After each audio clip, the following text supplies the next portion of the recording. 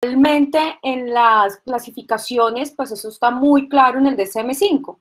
Entonces yo quisiera hablar un poquito más profundo de lo que significan los trastornos de personalidad del grupo B, que son los más complicados, pero a la vez los más fascinantes.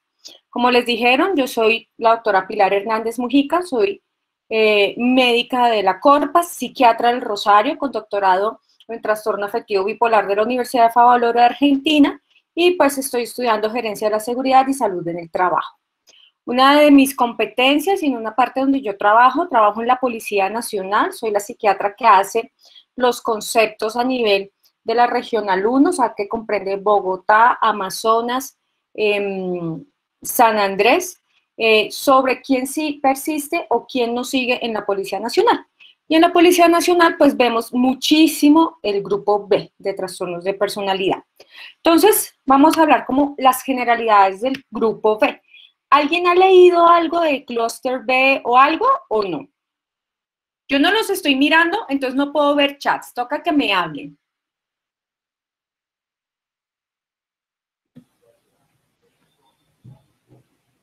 ¿Nadie sabe nada del grupo B?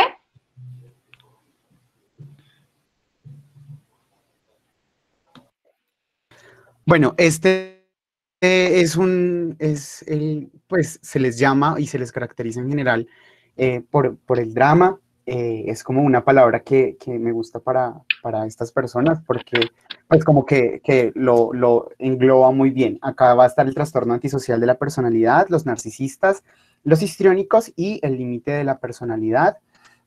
Pues es como que el que más engloba trastornos. Los otros son pues básicamente 3, y son personas que tienden a llamar un poco la atención, validan su autoestima y pues su estructura yoica basada en los demás. Muchas veces les cuesta tener una relación con las personas porque pueden ser un poco, muy poco empáticas, especialmente en los narcisistas y en los antisociales. Los límites de la personalidad están muy frecuentes en estas personas como que son un poco famosas y bueno, que vemos en la farándula, pero asimismo los límites tienen estados de ánimo muy variantes, necesitan grandes impulsos para sentir emoción, se descontrolan, tienen conductas autodestructivas, son personas que tienen predisposición para trastorno por consumo de sustancias, por ejemplo, y bueno, eso es más o menos. Bueno, pero ya hizo la charla. Ok, entonces todos los grupos tienen como unas características principales y por eso están en un grupo, ¿no? Por eso es como la ramificación de las uvas, por eso se llama clúster.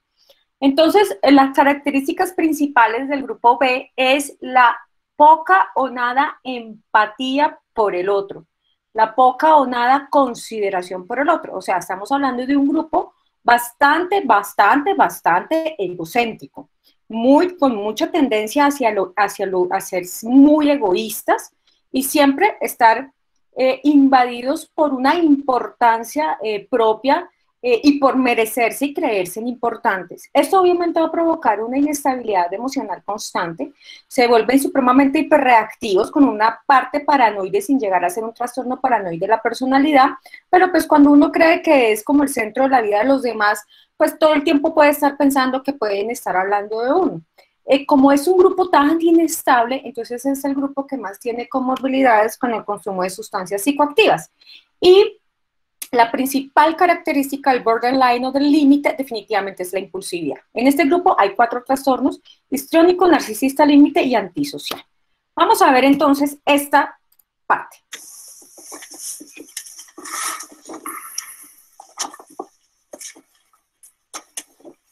Está prohibido fumar en el edificio, señorita Trammell. ¿Y qué va a hacer? ¿Encerrarme por fumar?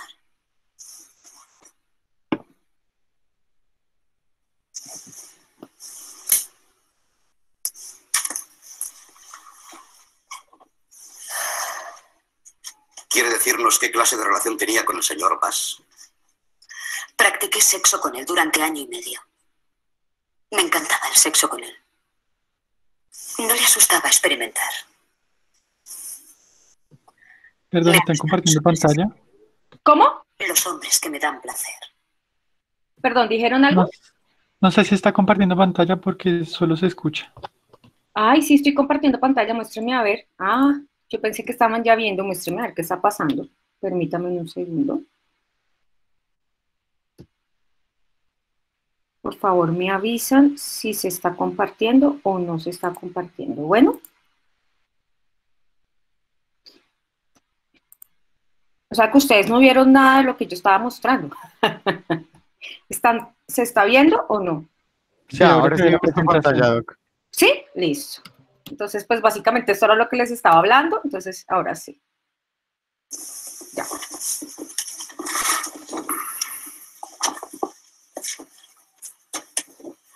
Está prohibido fumar en el edificio, señorita Trammell. ¿Y qué va a hacer? ¿Encerrarme por fumar?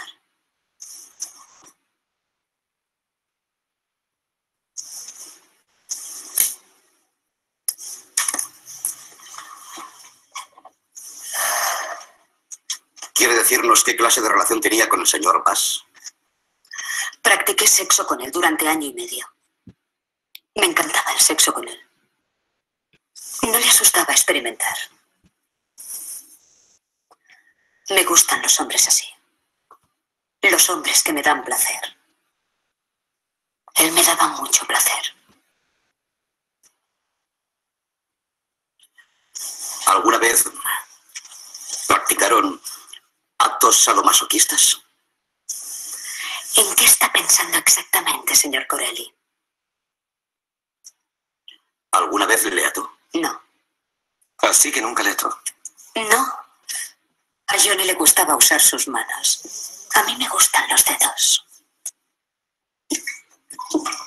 En su novela describe un pañuelo de seda blanco. Siempre he tenido debilidad por ese tipo de pañuelos. Sirven para cualquier ocasión. Pero le gusta que los hombres utilicen las manos. No, he dicho que me gustaba que Johnny usara sus manos. Yo no tengo reglas, Nick. Sigo la corriente. ¿Mató usted al señor Bass, señorita Trammell? Tendría que ser muy estúpida para escribir una novela sobre un crimen y matar a alguien tal como lo describo en mi libro. Me estaría declarando a mí misma asesina. No soy estúpida. Sabemos que no lo es, señorita Trammell. Quizá cuenta con eso para librarse de sospechas. Escribiendo el libro tiene una coartada. Sí, es cierto, ¿verdad? Pero la respuesta es no. No le maté. ¿Utiliza drogas, señorita Trammell? A veces. ¿Las utilizó con el señor Bass? Sí. ¿Qué clase de drogas? Cocaína. ¿Has follado alguna vez con cocaína, Nick?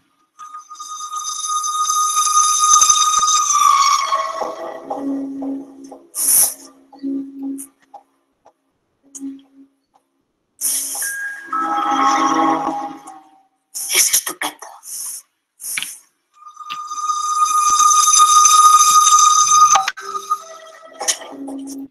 Bueno, muy bien.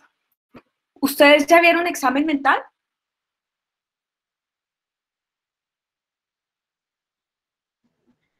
¿Aló? Señora, la mayoría ya vimos esa sesión. Ok, perfecto.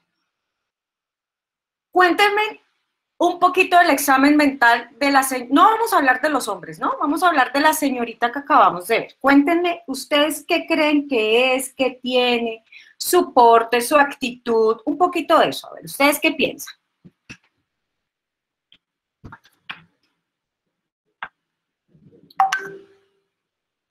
Tiene una conducta seductora. Cierto. ¿Qué más? ¿Qué más viene?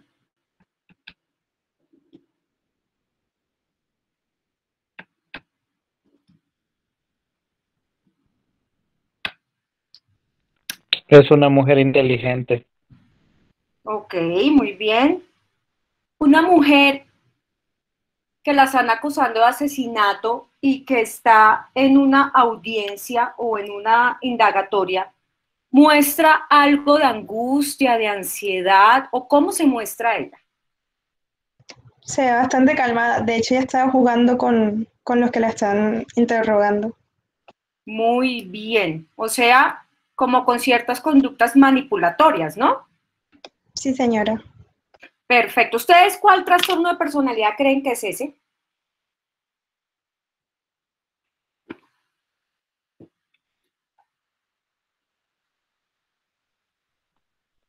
Límite de personalidad. Yo también creo que corresponde al trastorno límite. ¿Alguien más? Tal vez sea narcisista. ¿Alguien más?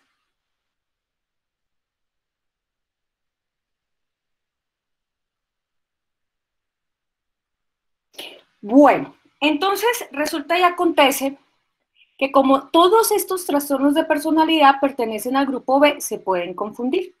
Pero resulta que aquí predomina mucho lo que hablaron en un principio, que era la seducción. Y sobre todo le encanta, si ustedes se dan cuenta, cómo están todos los hombres frente a ella.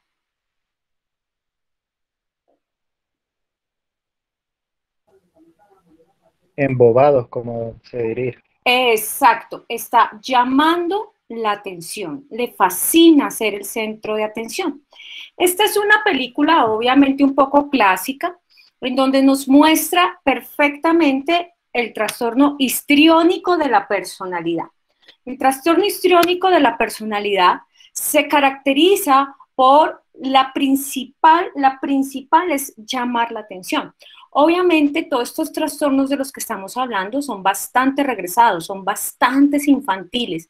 Esta mujer que lo muestra muy claro, le fascina que todos estén a su alrededor, que se puedan sentir incómodos, que se puedan sentir perturbados por su presencia. Por eso yo les preguntaba a ustedes cómo ven esa actitud de que la están acusando de asesinato, y ella trata obviamente de manejar esas emociones tan intensas desde una parte supremamente de sublimación para no mostrar absolutamente nada. Y eso es lo que se llama muchas veces la bella indiferencia. Es como cuando las personas o las mujeres sobre todo, porque a pesar de que esta es una patología que se puede encontrar tanto en hombres y mujeres, es mucho más frecuente en mujeres. Entonces, es como esa sensación de que se pueden ver un poco bobaliconas, pero de bobaliconas no tienen absolutamente nada. Obviamente ella ahí expresa, la emoción es supremamente plana, es como si nunca se saliera del libreto, como si nunca se saliera de su prototipo que tiene que mantener todo el tiempo, obviamente tratando de manipular la situación completamente. Pero estas personas en algunos momentos cuando ya se desestructuran son extremadamente dramáticas. Alguien decía al principio, como no los puedo ver, que estos trastornos tienden a ser muy dramáticos. Es cierto, no en todos en la misma escala, pero sí es verdad. Puede tener niveles de dramatismo, el histriónico es el que más drama muestra. Entonces, pues básicamente nos estamos viendo que estas son personas que tienen muy poca vinculación. En este grupo los vínculos no son profundos, son extremadamente superficiales, porque ya habíamos hablado de que son personas egoístas, que son personas egocéntricas, y pues eso hace que no puedan tener esa consideración y esa empatía por el otro. Por lo general siempre están pensando en ellos, me hacen daño, no me quieren, me juzgan, siempre me envidian, muchas veces lo dicen. Entonces, alguien que lea las características del trastorno histriónico, por favor, para yo no leerlas. Listo, yo las leo, Doc. Se siente incómodo en situaciones en las que no es el centro de atención. La interacción con los demás se caracteriza con frecuencia por un comportamiento sexualmente seductor o provocativo inapropiado. Presenta cambios rápidos y expresión plana de las emociones. Utiliza constantemente el aspecto físico para atraer la atención. Tiene un estilo de hablar que se basa excesivamente en las impresiones y que carece de detalles. Muestra autodramatización, teatralidad y expresión exagerada de la emoción. Es sugestionable, es decir, fácilmente influenciable por los demás o por las circunstancias. Considera que las relaciones son más estrechas de lo que son en realidad. Entonces, fíjense que aquí también nos muestra una parte muy importante, y por eso yo les decía que este tipo de trastornos son bastante infantiles y regresados, y es que este tipo de personas idealizan un montón, pero así como idealizan, desidealizan. Entonces, no sé, la niña empieza a salir con un man y entonces es el amor de su vida y se va a morir por él, pero de pronto al mes ya no tiene, como que ya le perdió como la ilusión, como que ya no.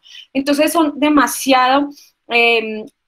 otra cosa es, por ejemplo, empiezan a decir que todo el mundo es su amigo y realmente la gente no los considera como tan amigos, ¿no? Entonces, no, sí, yo soy amigo del este, yo soy amigo de otro, y empiezan a imaginar y a fantasear un montón de relaciones que no existen. Eso obviamente hace que en el trastorno histriónico la personalidad también pasa mucho. Yo me acuerdo cuando yo estudiaba psiquiatría, había el profesor que nos daba a nosotros trastornos de personalidad, nos decía, esta es la típica calentahuevos. Yo no sé si ustedes todavía utilizan ese término, porque el trastorno histriónico, la parte de la sexualidad, es bastante primaria, no es tan profunda. Entonces son extremadamente seductoras, pero cuando van a querer ya llegar a tener una relación sexual o cuando ya les proponen, pues ya se echan para atrás. Entonces les fascina mantener como la seducción, pero no llegando como a estándares tan profundos. Muy bien, vamos a ver el otro.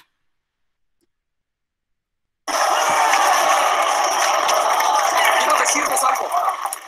No hay nobleza en la pobreza. He sido un hombre rico y he sido un hombre pobre. Y elegiría ese rico sin dudarlo una vez. ¡Eso! ¿Qué? Porque al menos cuando soy rico, al enfrentar mis problemas, llego en una limo, vistiendo un traje de $2,000 y un reloj de oro de 40,000. ¡Luchen! ¡Quítenselo! ¡No! ¡Suéltenme, pendejo! ¡Suéltenme! Si alguien piensa que soy superficial o materialista, que se vaya a trabajar preparando hamburguesas, porque es donde pertenece. Pero antes de que salgan de esta oficina llena de ganadores, quiero que miren a la persona que está a su lado. Háganlo. Porque en algún futuro no muy lejano, estarán frente a un semáforo en un auto viejo y jodido. Y esa persona se pondrá justo a su lado, en su hermoso Porsche, con su preciosa esposa a su lado, con sus grandes y jugosas tetas. ¿Y quién creen que estará a su lado? Una vaca obesa y peluda que lleva puesto un vestido sin mangas, apretujada contra ustedes en un auto lleno de comida que compró al mayoreo. Ella es quien estará a su lado. Así que escúchenme y escúchenme bien. ¿Tu tarjeta de crédito ya la pagaste? Entonces toma el teléfono y empieza a marcar. ¿Tu casero quiere desalojarte? Entonces toma el teléfono y empieza a marcar. ¿Tu novia cree que eres un perdedor y no vales nada? Entonces toma el teléfono y comienza a marcar. Quiero que resuelvan sus problemas, volviéndose ricos. Ay, no, les sapié. Bueno, ¿qué ven ahí? Un narcisista pleno. Pues ya se me fue la imagen. La presentación, pero sí, él tiene una personalidad megalomaníaca y narcisista, obviamente. Cuando hablamos de narcisismo, o sea, cuando ustedes me dicen es un narcisista pleno, ¿eso qué significa?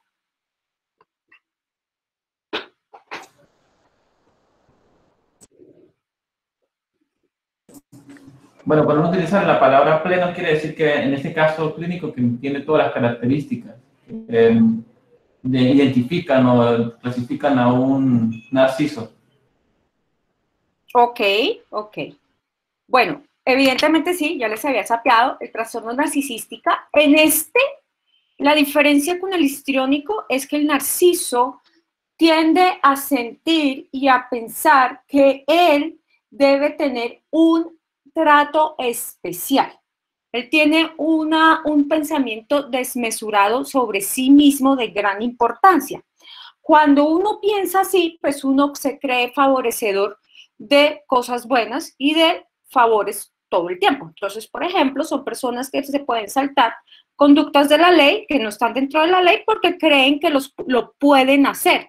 No porque tengan un sentido del bien y el mal, sino que para ellos eso es normal. Ellos se sienten grandiosos, se sienten prepotentes, pero lo cierto es que esto esconde otra cosa. Esto esconde una autoestima súper bajita, pero es como un pavo real, ¿no? O sea, como que tiene que estar todo el tiempo dándose a conocer. Entonces son esas personas, por ejemplo, sobre todo en nuestra sociedad colombiana, que son muy dadas a tomarse fotos con artistas, con gentes importantes y publicarlas, y para que ellos ni siquiera sean amigos de ellos, pero son de los que usted no sabe quién soy yo. Ellos tienen que mostrar gran brillantez, dinero. Por eso esa parte de la película me encanta, porque decía yo, el dinero es lo que lo hace la persona, sí, o sea, es muchísimo mejor ser rico que pobre, estoy totalmente de acuerdo con él, pero él lo ve desde un punto de vista de su característica, del empoderamiento. Entonces, eso, porque es que eso hace que él tenga un trato favorecedor y un trato especial. Cuando uno tiene dinero, cuando uno tiene cierto poder, pues siempre lo van a tratar diferente al si no fuera. Y esta persona es muy dada a querer mantener ese estatus socioeconómico, independientemente de lo que tenga que hacer o de lo que tenga que luchar para poderlo conseguir.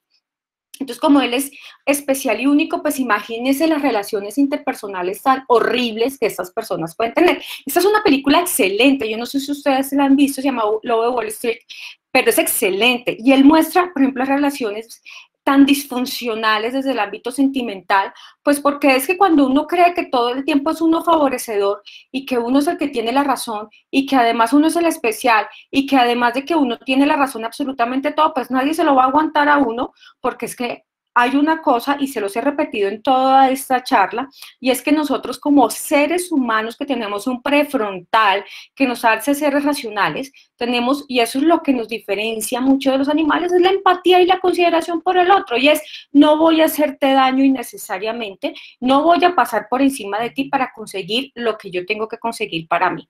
Entonces, ellos obviamente tienden que estar todo el tiempo con una necesidad de ser admirados, de que los contemplen, de que los tengan en un pedestal todo el tiempo, ¿ok? Entonces, ¿quién lee el trastorno narcisista de personalidad? Yo puedo leer. Dale. Tiene sentimientos de grandeza y prepotencia. Ejemplo, exagera sus logros y talentos. Espera ser reconocido como superior sin contar con los correspondientes éxitos. Está absorto en fantasías de éxito, poder, brillantez, belleza o amor ideal ilimitado. Cree que es especial y único y que solo pueden comprenderle o solo pueden relacionarse con otras personas o instituciones especiales o de alto estatus. Tiene una necesidad excesiva de admiración. Muestra un sentimiento de privilegio, es decir, expectativas no razonables de tratamiento, especialmente favorable o de cumplimiento automático de sus expectativas. Explota las relaciones interpersonales, es decir, se aprovecha de los demás para sus propios fines. Carece de empatía, no está dispuesto a reconocer o a identificarse con los sentimientos y necesidades de los demás.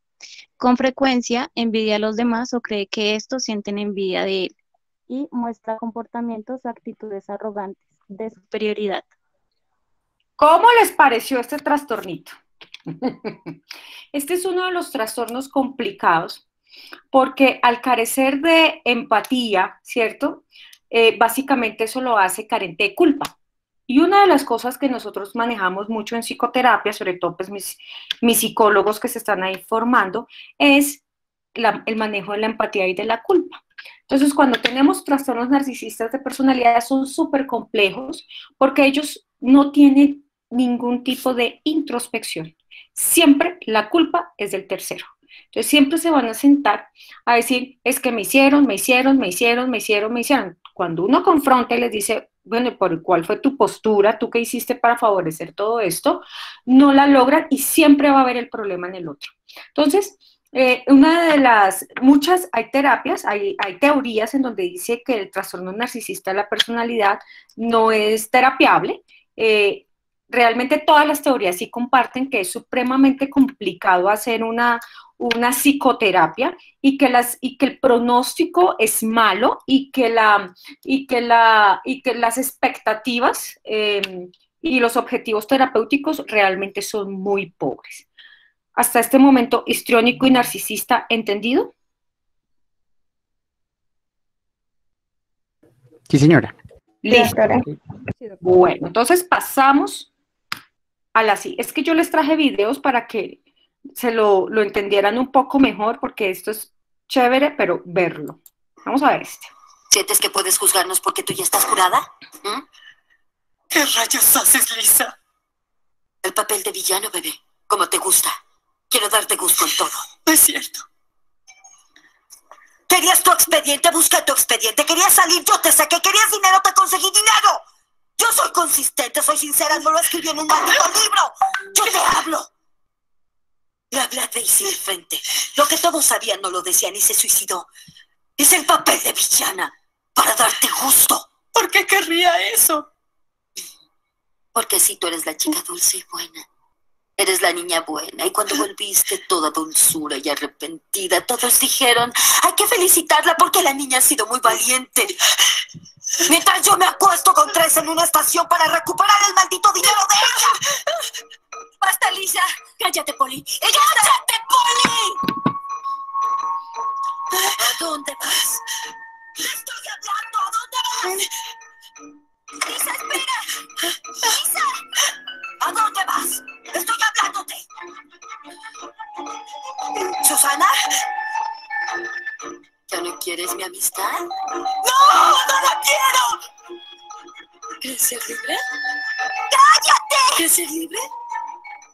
¡Yo soy libre! ¡Tú no sabes lo que es la libertad! ¡Por favor, Lisa! ¡Yo soy libre! ¡Por favor! ¡Puedes respirar! ¿Y tú? ¡Tú te vas a ahogar en tu maldita y mediocre vida!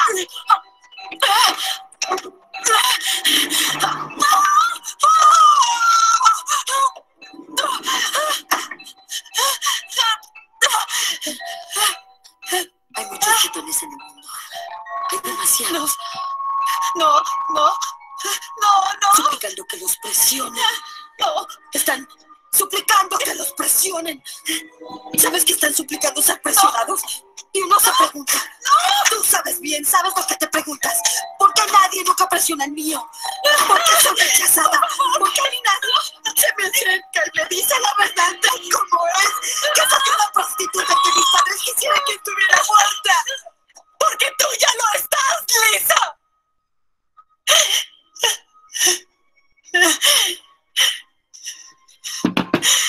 Si mueres a nadie le interesa. Porque tú ya estás muerta. Tienes corazón de hielo. Por eso siempre regresas aquí. Tú no eres libre. Necesitas este lugar para sentirte viva. Es patético. Bueno, cuéntenme esta. ¿Qué les parece? Un trastorno límite. ¿De cuál de las dos?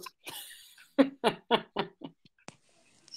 mí me ¿De parece... Angelina Jolie o de Winona Ryder? De las dos, yo también pienso que de las dos. Sí, yo pienso que las dos son trastorno límite de la personalidad. Ok. ¿Y qué es un Varía de su trastorno? grado. ¿Cómo? ¿Quién Tal vez habla? lo que varía de su grado de intensidad. Ok. ¿Qué les llamó la atención? ¿Qué les parece un trastorno límite? Bueno, se caracterizan sobre todo por la impulsividad, lo cual es muy observable aquí en el ejemplo que nos puso usted. Sí, muy bien. ¿Algo más? Del lado de Winona Ryder, ella se hace mucho la víctima. Ajá. Bien. ¿Algo más? ¿Cómo les parece el manejo de las emociones? Pues en la chica rubia se puede ver que hay una variación, porque al inicio empieza siendo la que ataca y al final es ella la que está llorando. Entonces hay una variación entre ser víctima y ser el atacante. Sí, de hecho, una de las teorías decía que le dicen trastorno límite porque realmente no tienen estructura, o sea, no están ni en la psicosis ni en la neurosis, sino como en medio de las dos. Ujú. Bien. ¿Qué más? ¿Qué más vieron? Ya que les gustó más el límite porque están hablando más.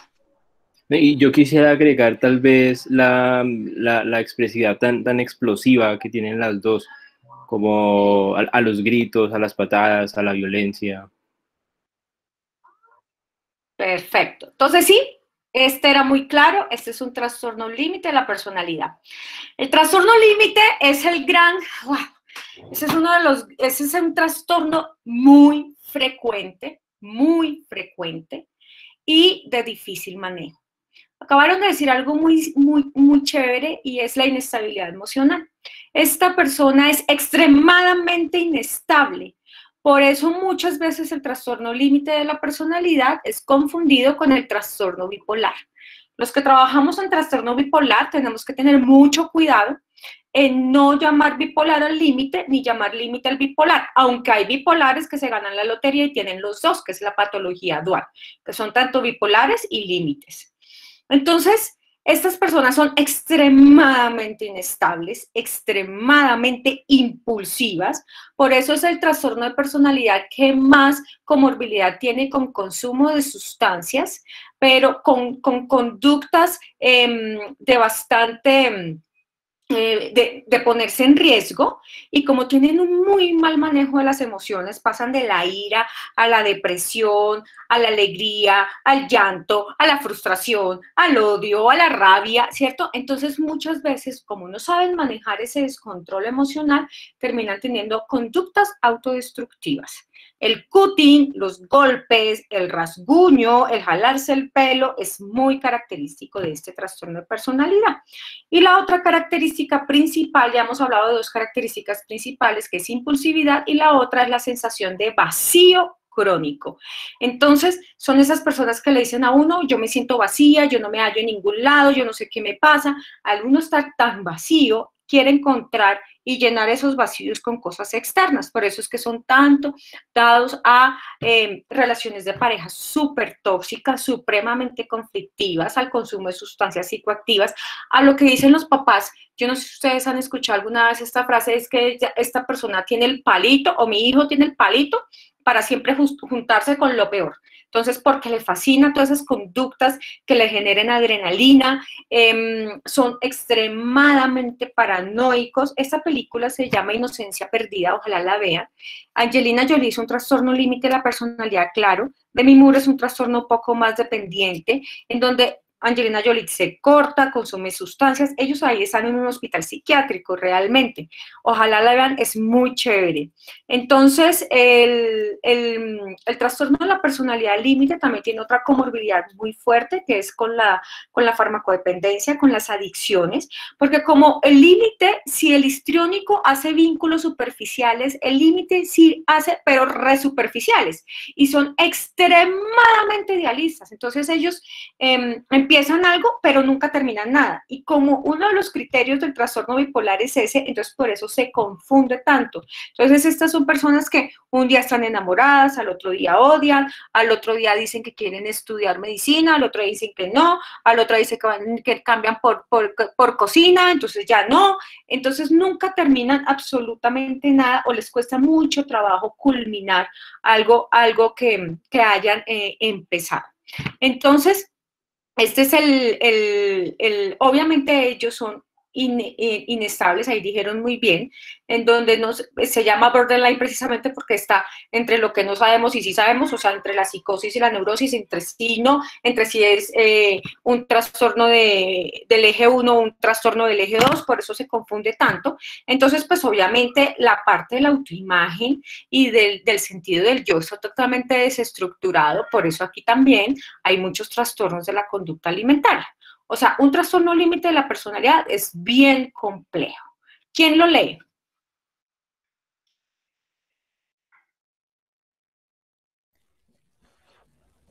Pues es un patrón dominante de inestabilidad de las relaciones interpersonales, de la autoimagen y los afectos, e impulsividad intensa, que comienza en las primeras etapas de la edad adulta y está presente en diversos contextos y que se manifiesta por 5 de los hechos siguientes.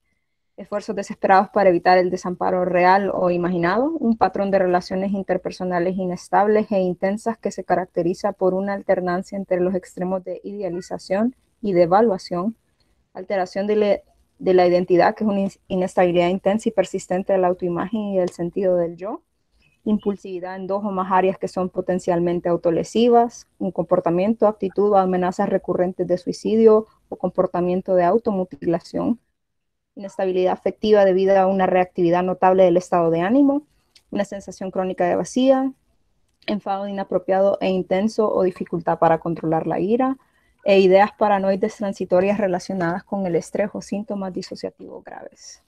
El trastorno límite de la, gracias, el trastorno límite de la personalidad es el trastorno que más frecuentemente está relacionado con los suicidios. Y muchos de estos suicidios ni siquiera tenían un fin suicida, pero como manejan tanta impulsividad, son esas personas que no piensan, que es diferente al suicidio de un depresivo, que sí lo va estructurando y lo va mostrando. Este es más, me puse bravo, me peleé y entonces me terminé tomando un montón de pepas. Entonces, esta persona es mucho más ida hacia el acting que hacia la racionalización. O sea, poco piensan, más actúan. Entonces, con el límite, ahorita vamos a hablar un poquito de los tratamientos. Realmente no hice filmina sobre tratamientos porque pues, me dijeron que era solamente la clasificación, pero evidentemente en el clúster B hay que hacer tratamiento farmacológico para el control de los impulsos obligatoriamente, principalmente antipsicóticos, y tratamiento cognitivo-conductual. O sea, porque con ellos sí toca ser demasiado conductuales, demasiado claros, porque como además son tan paranoides y tienden a tener mucha manipulación, entonces son de los que cambian las historias, manejan las cosas a su acomodo. Entonces hay que tener un encuadre terapéutico muy claro con este tipo de pacientes. Bueno, vamos a ver la última, que obviamente ya sabemos que es el antisocial. Esta película se llama La Naranja Mecánica, yo no sé si ustedes la han visto, esta parte es bastante clara de lo que vamos a hablar. Mientras caminábamos por el muelle, yo estaba aparentemente tranquilo, pero iba pensando todo el tiempo. Así que ahora Georgie iba a ser el general, ordenando qué hacer o no hacer. Y Dim, su estúpido perro bulldog. De repente pude lidiar que el pensar es para los gluppies y la inspiración la manda Bog para los ovnis. En ese momento una música encantadora vino en mi ayuda. Había una ventana abierta con un estéreo sonando. Y enseguida vi lo que tenía que hacer.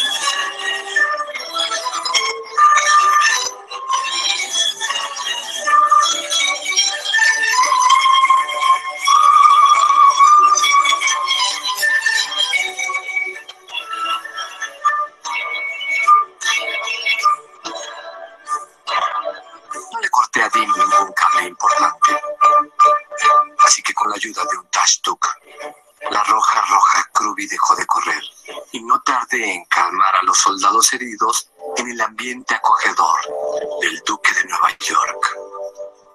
Ahora ellos sabían quién era el amo y líder. Borregos. Ahora ellos sabían quién era el amo y líder. Bueno, ¿cómo les parece?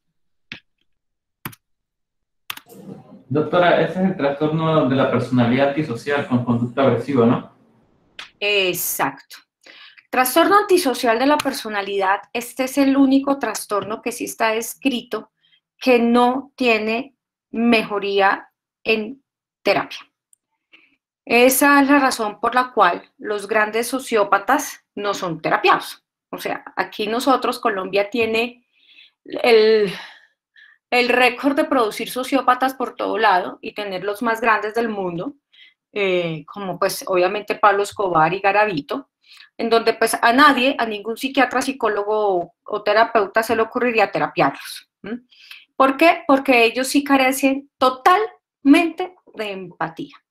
Para ellos, los seres humanos o los otros o los pares o el resto de la humanidad no tienen humanidad, son cosas para satisfacción propia.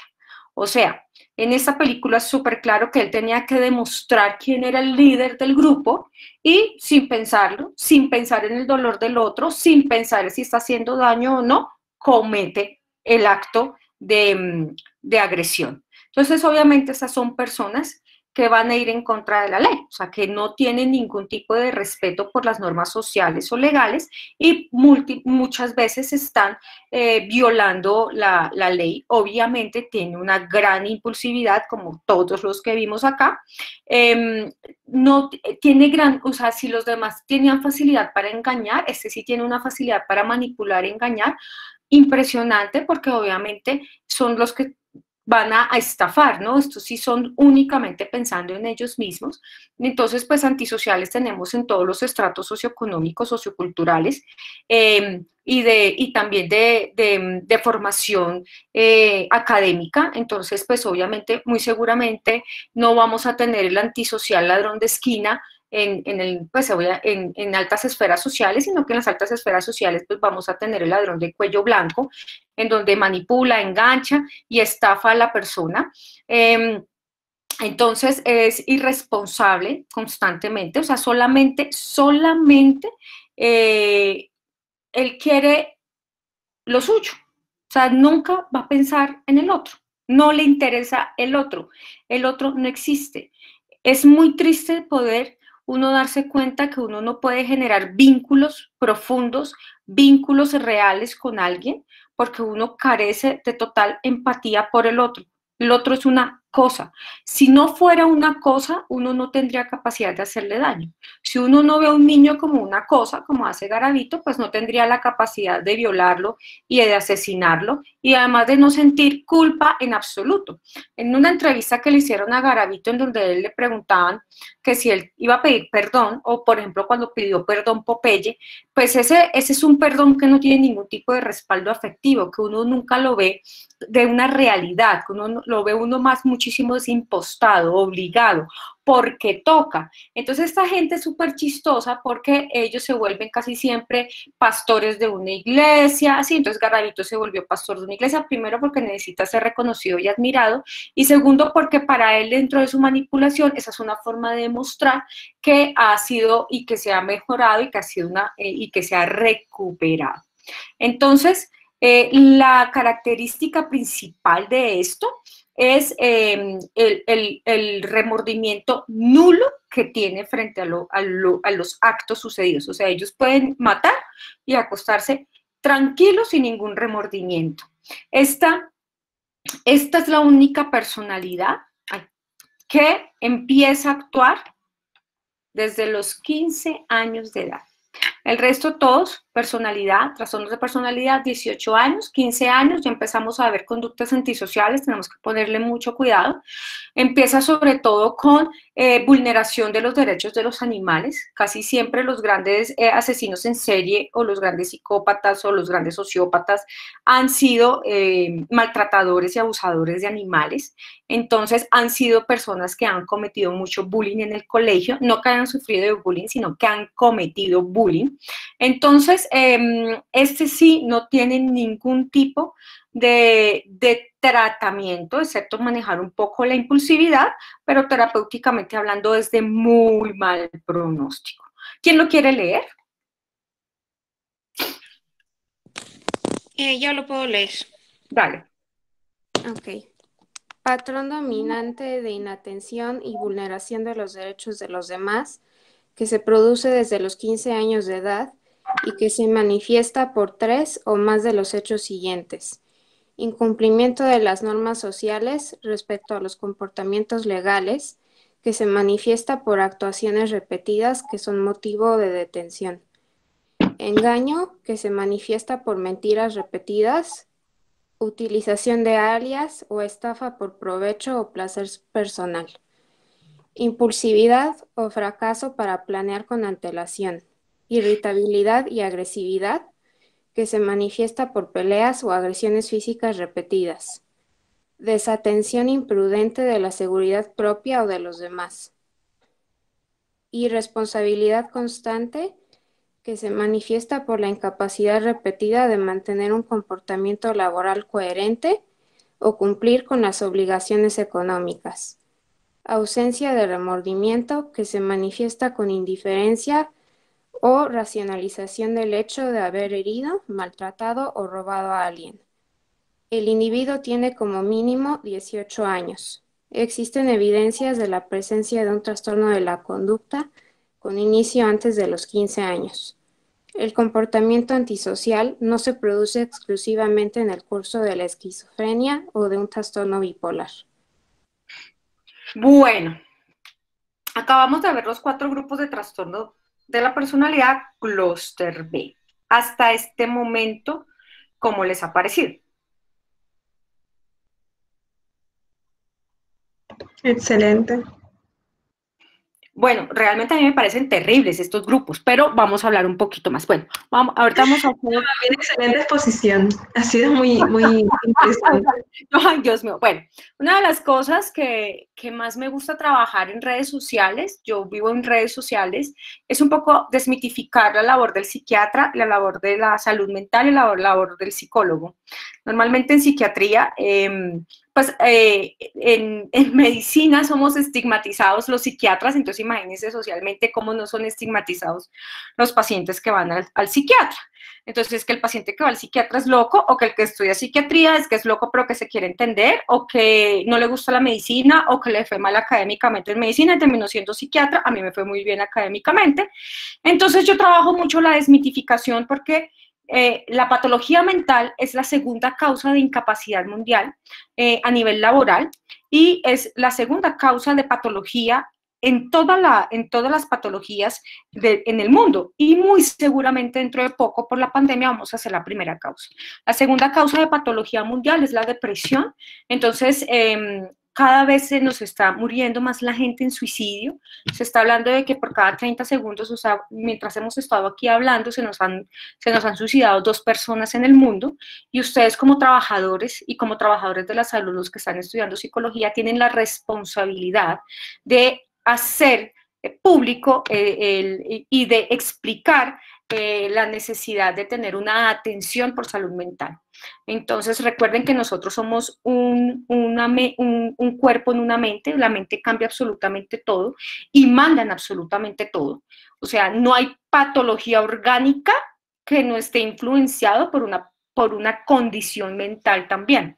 Entonces, si me quieren seguir en todas las redes sociales y si quieren mirar y quieren decirle a su familia, estas son mis redes sociales, y por favor sean replicadores de que la salud mental se tiene que respetar y se tiene que trabajar. Bueno, muchas gracias. Entonces ahora sí les contesto todas las preguntas que me puedan hacer.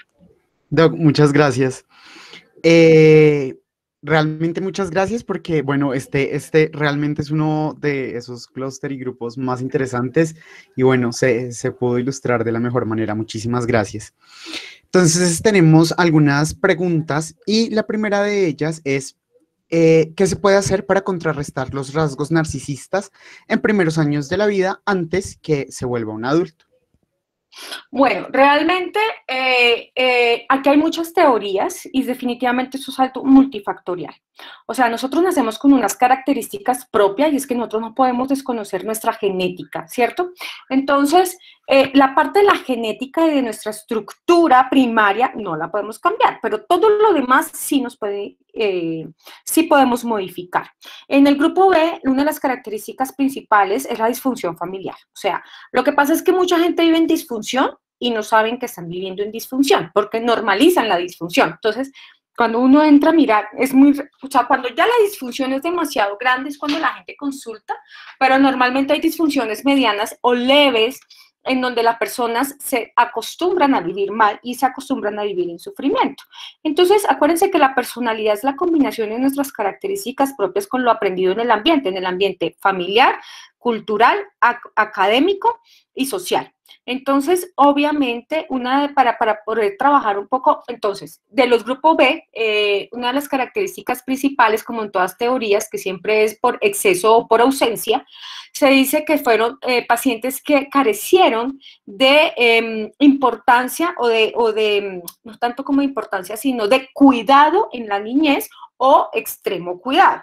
Entonces, nosotros, yo les había dicho que estábamos hablando de personalidades extremadamente infantiles, porque cuando hablamos de la parte narcisística, y si ustedes ya vieron el desarrollo infantil, ¿en qué etapa de nuestro desarrollo somos más narcisistas? Entre los 3 y 5 años, tal vez. ¿Por qué? Bueno, porque acá está fortalecido y el niño o niña tiene que ser el centro de atención y muchas veces como que el ambiente también se lo permite, además en este proceso como de evolución y desarrollo de maduración neuronal empieza a sentir la necesidad pues sí, de ser el centro de atención y demás. Ok, ahí estamos hablando del centro de atención, mucho más de la parte histriónica. Entonces, ahí sí sería de los 2 a los 4 años, toda la parte histriónica, pero la etapa más narcisística que nosotros tenemos es siendo bebé. ¿La adolescencia? No, es siendo bebé. Porque todo el mundo funciona a nosotros. Lloramos, nos satisface. Reímos, todo el mundo nos hace monerías. Lloramos, nos dan teta, nos cambian pañal, nos cambian, ¿cierto? Entonces, por eso yo les decía, estas son conductas extremadamente regresadas. Yo no sé si ustedes ya han escuchado, fíjense que hay una teoría para los que están estudiando medicina, en donde los pediatras dicen, al niño hay que alimentarlo cada 2 horas, así esté tranquilo, así no llora, así esté dormido. Psiquiatra dice, al niño hay que frustrarlo, hay que dejarlo llorar un poquito porque no le podemos dar satisfacción constante, porque entonces van a ser personas que siempre van a querer una satisfacción y una gratificación todo el tiempo. Entonces, esa es una pelea por ejemplo, entre pediatras y psiquiatras. Entonces, por ejemplo, llega la mamá, entonces, es que me toca levantarlo cada 2 horas para alimentación. Y uno le dice, no, lo vas a dejar llorar así sea 10 segundos, pero hay que aprenderlo a frustrar, hay que aprender a que la vida no se gratifica inmediatamente, hay que enseñarle que hay que tener espera y tolerancia a la frustración. Entonces, es una de las cosas para trabajar los rasgos narcisísticos de personalidad en la edad temprana, ¿cierto? Es aprendiendo a no gratificar inmediatamente todo lo que el niño quiere, a no a dejarlos frustrar, a enseñarles que en la vida todos tienen un grado de importancia, que las personas no, o sea, que él no es el único que merece un trato especial. Uno ve, por ejemplo, muchísimo ahorita yo no sé si ustedes han visto, bueno, no sé, es que yo ya estoy en otra etapa, en otra generación, pero ustedes no se han dado cuenta que ahorita los que mandan, cuando yo era niña, el papá, uno esperaba a que el papá llegara para comer. Se comía en comedor, en familia. Y las mamás servían según jerarquía, ¿no? Entonces la pechuga era para el papá, yo era la menor, entonces a mí siempre me tocó el ala, o sea, porque íbamos de arriba para abajo, entonces pechuga, rabadilla, patica, contramuslo, ala. Pero siempre se mantenía la jerarquía y siempre a uno lo dejaban esperando. Ahora uno se da cuenta que no, los hijos no esperan para comer y el hijo tiene la pechuga. Y uno de papá sigue teniendo el ala. Entonces, esto es para decirles que todos debemos tener un grado de importancia y que se les debe enseñar a darle ese grado de importancia. Entonces, otra forma de trabajar muchísimo la parte del narcisismo es el compartir. Entonces, por eso es tan importante las habilidades sociales en el jardín, porque ellos ahí aprenden a tener que compartir sus cosas y estos son niños extremadamente egoístas. Entonces, esto también se le empieza a dar, a enseñar. Nadie, a ver, cuando yo digo que esto tiene unas características propias, no significa que nadie nazca con trastorno de personalidad narcisista, pero si se une el hambre y las ganas de comer, pues se va a potenciar y ahí sí vamos a desarrollar el trastorno de la personalidad. ¿Quedó claro? Sí, señora Doc, muchas gracias. Bueno, listo, nuestra siguiente pregunta es, regálame un segundo, ¿cómo saber si Pablo Escobar era sociópata o psicópata? ¿Y cuál es la diferencia?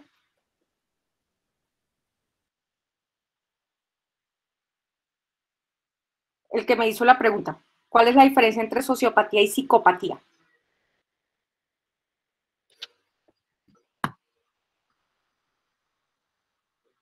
Melanie, no sé si quieras abrir tu micrófono y responder.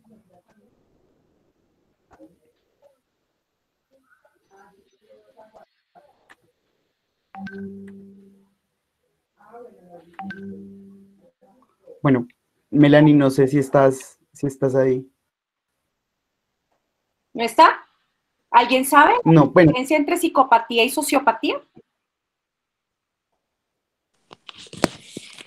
¿Puedo responder yo la pregunta? Claro. Bueno, la diferencia principal yo diría que es que el psicópata tiene más, bueno, es el que tiende a matar. El sociópata más bien es el que tiende a robar, estafar. Yo diría que esa es la diferencia principal. Realmente, dentro de la estructura patológica o de salud mental, la diferencia no existe, porque ambas comparten la misma.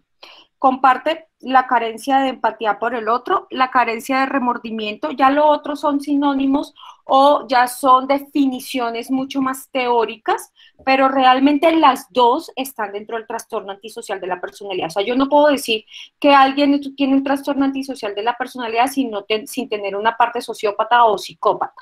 Obviamente sí, el psicópata está dado más hacia el que mata y el sociópata es el que hace más como la alteración desde el punto de vista de la sociedad, pero en términos, o sea, si a mí, en términos de psiquiatría, para mí es exactamente lo mismo, porque yo no, o sea, una persona sociópata yo no le confiaría nunca nada de mí, y en cambio psicópata menos, o sea, no es que haya una diferencia nosológica o que haga una diferencia en un marco de diagnóstico diferencial dentro de las patologías mentales, tanto que ni siquiera, o sea, en el trastorno antisocial enmarca todo. Pablo Escobar tiene una combinación entre narcisista. Acuérdense que en los trastornos de personalidad no solamente podemos hablar de un solo trastorno, sino que pueden haber combinaciones. Entonces, yo pienso que Pablo Escobar tiene una combinación entre narcisista y antisocial, porque aparte de todo que el man es tremendo ampón, el tipo piensa, o pensaba, porque ya está muerto, que era favorecedor de grandes cosas, ¿cierto? Y eso lo llevó a ser una gran empresa criminal y obviamente a ser el jefe de la gran empresa criminal, pero sobre todo a tener reconocimiento. Pero una de las cosas que más muestra su sociopatía y su narcisismo es regalarle cosas a los pobres, porque eso lo hacía no porque él tuviera un espíritu filantrópico o que el man fuera súper buena onda, sino porque era una necesidad más de reconocimiento. A él le fascinaba ser reconocido, a él le fascinaba ser idolatrado, tratado como un dios. Entonces, pues obviamente Pablo Escobar tiene esa combinación. Digamos que de los grandes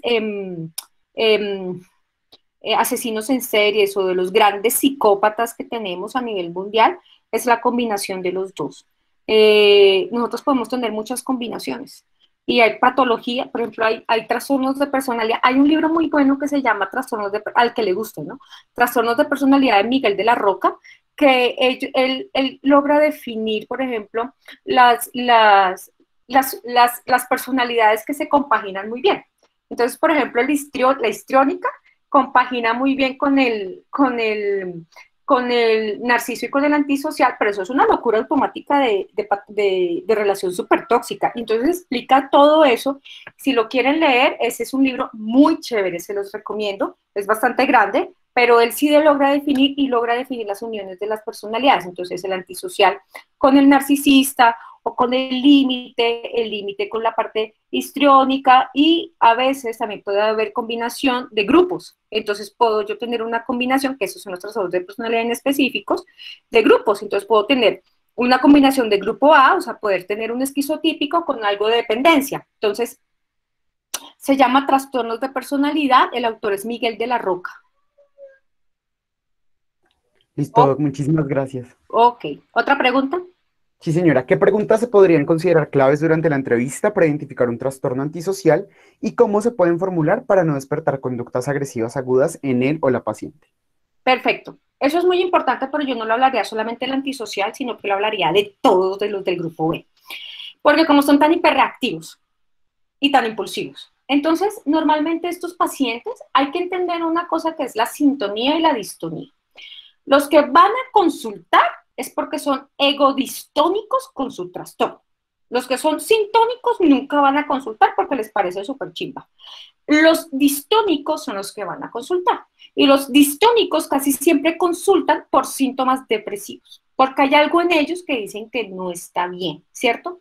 Entonces, ¿qué es lo primero que hay que hacer? Uno siempre tiene que hacer una entrevista semiestructurada o dejarlos hablar, ellos mismos le van diciendo a uno. Entonces uno que va diciendo, uno ya conoce las características principales: límite, impulsivo, autoagresión, antisocial, falta de consideración por el otro, conductas delictivas, histriónico, llamada de la atención, necesidad de admiración, narcisista, sentimientos de que debe sentirse por encima del otro. Entonces uno empieza a dirigir. Entonces, por ejemplo, a mí me llega el paciente, entonces es que yo vengo porque mi familia porque me corto, ¿sí? Ya cuando apenas a uno le dicen me corto, ahí ya vamos analizando que vamos para un límite, porque es que no hay otra personalidad que nos muestre cortadas. Entonces, bueno, entonces, ¿y por qué te cortas? Cuéntame, ¿qué sucede? ¿Te quieres morir o qué es lo que pasa? No, porque es que me da tanta rabia, que yo la única forma que puedo es cortándome. Ok, y una vez te cortas, ¿cómo te sientes? No, me gusta. Ajá. Entonces ya no es con que te quieres morir, sino porque te gusta cortar cosas, se está volviendo un círculo vicioso.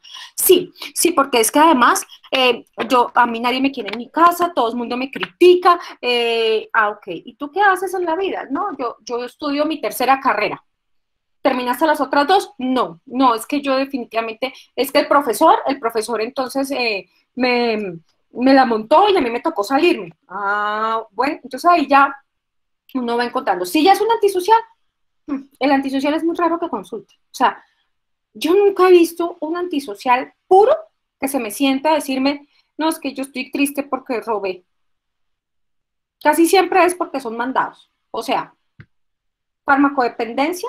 Todos los antisociales que yo he visto han sido consumo de farmacodependencia, sobre todo en los pacientes que salieron del Bronx. Entonces le contaban a uno las historias caóticas, tétricas y de miedo del Bronx. Todo lo que mataban, comían y hacían. En la policía sí que hay rasgos antisociales de personalidad, porque obviamente el simple hecho de tú coger un arma y tener la capacidad, pero además se ha entrenado las conductas antisociales en una escuela para poder matar a otro y tener esa capacidad de pensar y de racionalizar y decir, no, lo hice el nombre de la ley, es muy complicado. O sea, ahí sí que hay rasgos de antisociales de personalidad, entonces ya son pacientes que son mandados. Por ejemplo, en la policía hubo una época en donde hicieron grupos como élites, como esas películas así súper gringas, que uno piensa que eso no sucede en Colombia, sí sucede, en donde cada vez que yo valoraba, porque cuando ya se tenían que retirar de la policía, yo decía, qué miedo, a esta gente toca mantenerla acá contenida, porque estos son de los que son capaces de matar a todo el mundo, porque fueron entrenados para ser los que se metían en las estructuras guerrilleras para matar a los grandes, ¿sí? Entonces, ellos eran los que se infiltraban. Entonces, por ejemplo, Raúl Reyes, todos ellos, entonces todos esos, ellos se meten para eso. Imagínense, uno debe estar muy mal de la cabeza para hacer eso, o tener una estructura de personalidad demasiado antisocial para lograrlo. Entonces, normalmente esos pacientes cuando ya llegan es porque, o primero son mandados de algún programa, o porque ya la gente ve que se vuelven un problema, entonces necesitan una valoración por psiquiatría, o porque ya reventaron la parte yoica y ya empezaron a sentir culpa, pero eso es muy raro. O sea, si yo he visto en un solo paciente que haya sentido culpa, fue mucho. Los antisociales, Entonces es realmente extraño que a una consulta lleguen así como así, pues es que yo soy un ladrón o soy un asesino y quiero cambiar. Eso no llega. ¿Alguna otra pregunta? Listo, Doc. Bueno, y nuestra última pregunta sería... Bueno, porque tengo paciente a las 4:30. Sí, señora. La última pregunta sería, ¿hay algún tipo de profesiones en las que uno pueda perfilar estos tipos de trastornos? Claro, todas las profesiones tienen como decía el profesor mío psicoanálisis, su huevonada. O sea, eso no es gratis, que el que estudia medicina, que el que sea policía, o el que sea psiquiatra. Eso sí es clarísimo, ¿cierto? Si uno lo ve en una reunión de especialidades, por ejemplo, en medicina, pues uno sabe cómo es que es el ortopedista, cómo es que es el pediatra, cómo es que es el cirujano plástico. Los que tienen doble programa, no, pues son peor, no mentiras. Obviamente, o sea, cuando a uno le gusta algo, es porque hay unas características globales comunes, ¿sí? O sea, si a mí no me gusta cocinar, pues yo no voy a ir a cocinar, a hacer un curso de cocina, ¿sí? Los que hacen curso de cocina es porque todos tienen eso en común. Y para tener algo en común, pues obviamente hay que tener algún rasgo de personalidad en común. Entonces, pero yo tampoco puedo decir, digamos, cuáles son las profesiones que muestran más sociopatía. Entonces, pues, digamos que de las antisociales, pues obviamente las que muestran más conductas antisociales, pues son las armadas. Eso sí, es claro. Pero pues yo de los límites, a ver, ¿cuál podría ser? Los artistas son re límites en muchos, pero eso no quiere, pero tampoco podemos generalizar. Pues yo aspiro que en la policía haya gente buena, ¿no? También, sí, tampoco no todo artista es bipolar, o es límite, o es histriónico. Sí, podríamos decir que en las actrices, pues el histrionismo o en los actores tiene que estar, porque si no tienen histrionismo no tienen cómo actuar. O sea, ahora, ustedes tienen que entender que todos tenemos algo de todo. O sea, lo normal es que todos tengamos una parte de todo. Que no se vuelva predominancia de alguno, porque ahí sí hablamos de trastorno. Pero si nosotros no somos histriónicos, si no tenemos algún rasgo histriónico, pues cuando vayamos a salir con el man, pues no nos arreglamos. O no lo seducimos, y si nos gusta el man, ¿cómo no lo vamos a seducir? O sea, ¿sí? Y si nos gusta la vieja, pues obviamente, pues la llevo y le abro pues creo que las únicas veces que le abren a uno la puerta del carro y que le cierran la puerta del carro y que le corren la silla a la mesa, ¿cierto? O sea, todas esas cosas para precisamente entrar en la seducción. Entonces, somos los mejores, los psiquiatras somos los mejores, no mentiras. Sea psiquiatra, no sé, no alcancé a ver el nombre, sea psiquiatra, eso es lo mejor. Los psiquiatras tenemos rasgos obsesivos y narcisísticos bastante fuertes, porque además tenemos una vaina y es que creemos analizar todo. Entonces, me acuerdo mucho, una vez estando en residencia, se agarró el psiquiatra con el intensivista, ¿no? Y par de narcisistas. Y yo era represa. Yo era como mirando así para cada lado. Y terminó el psiquiatra, el intensivista gritaba, ¡no! Y el psiquiatra era así.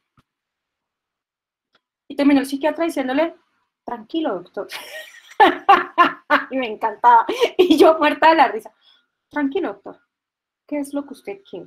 ¡Que la hospitalice, que no se cae! Bueno, doctor, si eso es lo que usted quiere y con eso se puede usted sentir tranquilo, yo lo hago, tranquilo. No, pues obviamente el intensivista se volvió un 8, porque primero el otro el otro que está acostumbrado a ser mucho más reactivo, y este que utilizaba su psicoanálisis para joder a todo el mundo, entonces pues lo jodió, y se voltea y me dice, lo que pasa es que a los narcisos hay que tratarlos así, y yo solo pensaba, venga, pero es que son los dos narcisos, o sea, es muy chistoso, fue muy chistoso ver esa pelea entre estos dos.